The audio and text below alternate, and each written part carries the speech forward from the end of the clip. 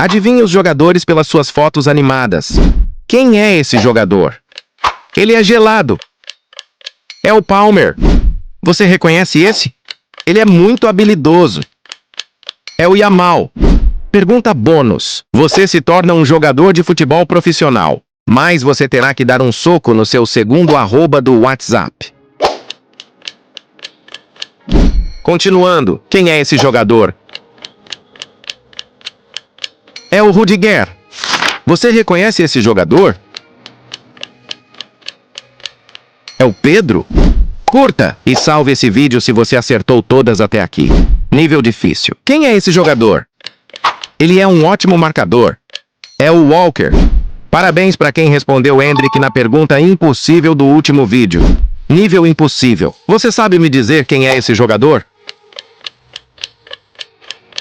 Deixe sua resposta nos comentários.